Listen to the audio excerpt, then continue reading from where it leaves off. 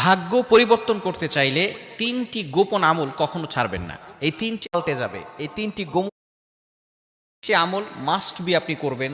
আল্লাহ পাক রব্বুল আলামিন আপনার ভাগ্যে ভালো কিছু দিবেন ইনশাআল্লাহ। আমরা অনেকে মনে করি ভাগ্য মানে হচ্ছে যদি টাকা পয়সা আমার কাছে আসে, সম্পদ আমার কাছে আসে, আমি যদি কোটি কোটি টাকার মালিক হয়ে যাই তাহলে মনে হয় আমার ভাগ্য ভালো। আবার অনেকে মনে করে যদি আমার কাছে টাকা পয়সা না থাকে, সম্পদ না থাকে, আমি যদি গরিব হই তাহলে মনে হয় আমার ভাগ্যটা খারাপ। বিষয়টা এমন নয়। সব সম্পদ কিন্তু রহমত নয়, সব সম্পদ রহমত নয়। যেই সম্পদ, যেই টাকা পয়সা আপনাকে মসজিদে নিতে পারে না, যেই টাকা পয়সা, যেই সম্পদ আপনাকে আল্লাহর দিকে ধাবিত করতে পারে না, সেই সম্পদ, সেই টাকা পয়সা কখনো রহমত নয়। সেই সম্পদ এবং টাকা পয়সা হচ্ছে গজব। ফেরাউনকে আল্লাহ তাআলা সম্পদ দিয়েছিল, নমরুদকে আল্লাহ তাআলা সম্পদ দিয়েছিল, কিন্তু এটা তাদের ভাগ্য ভালো, বিষয়টা এমন নয়। আমরা জানি ফেরাউন আল্লাহর সাথে গাদ্দারি করেছে, নমরুদ আল্লাহর সাথে নাফরমানি করেছে, এবং তারা নিজেদেরকে খোদা বলে দাবি করেছিল।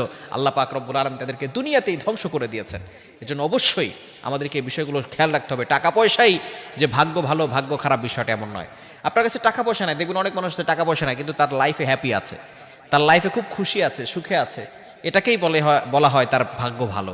কিন্তু টাকা পয়সা আপনার অনেক আছে কিন্তু আপনার লাইফে কোনো সুখ নাই, লাইফে শুধু কষ্ট আর কষ্ট। অনেক টাকা পয়সা আছে, অনেক বিঘা জমি আছে, কিন্তু আপনার কাছে কোনো হ্যাপিনেস নাই, সুখ নাই, তাহলে আপনি ভাগ্য ভালো এটা বলতে পারবেন না। এই জন্য অবশ্যই আমরা তিনটি আমল করবো। নাম্বার ওয়ান, এক নাম্বার হচ্ছে ইমানের উপর অটল অবিচল থাকতে হবে। ইমান এনে আমরা যদি ইমানটাকে ছেড়ে দেই, বিভিন্ন ধরনের শিরিকের গুনাহের কাজ করি, শিরিকের গুনাহ আল্লাহ তাআলা কখনো ক্ষমা করবে না। 5 নম্বর পারার 5 নম্বর পৃষ্ঠার 4-5 নম্বর লাইন, সূরা নিসার 48 নম্বর আয়াতে আল্লাহ বলে দিয়েছেন, ইন্নাল্লাহা লা ইয়াগফিরু আন ইউশরাকা বিহি ওয়া ইয়াগফিরু মা দুনা যালিকা লিমান ইয়াশা। আল্লাহ তাআলা সব গুনাহ ক্ষমা করবেন, কিন্তু শিরকের গুনাহ আল্লাহ তাআলা কখনো ক্ষমা করবেন না। এজন্য এক নাম্বার হচ্ছে ইমানের উপর অটল অবিচল থাকা। আল্লাহ তাআলা পবিত্র কোরআনুল কারীমের ভিতরে নিজেই বলে দিয়েছেন, 24 নম্বর পারা 19 নম্বর পৃষ্ঠার 3-4 নম্বর লাইন, সূরা হামিম আস-সাজদা 30 নম্বর আয়াতে, ইন্নাল্লাযীনা ক্বালু রাব্বুনাল্লাহ সুম্মা ইসতাকামু তাতানাজ্জালু আলাইহিমুল মালায়েকা আল্লা তাখাফু ওয়া লা তাহজানু ওয়া আবশিরু বিল জান্নাতি আল্লাতী কুনতুম তুআদুন। নিশ্চয় যারা ইমানের উপর অটল অবিচল থাকবে তাদের মৃত্যুর সময় কোনো ভয় থাকবে না। তাদের মৃত্যু হতে দেরি সাথে সাথে আল্লাহ তাআলা আবশিরু বিল জান্নাতি আল্লাতী কুনতুম তুআদুন, তাদেরকে জান্নাতের ব্যবস্থা করে দিবেন। সুতরাং যারা জান্নাতে যেতে পারবে তাদের ভাগ্যটাই হচ্ছে সবচেয়ে বেশি ভালো, ঠিক কি না?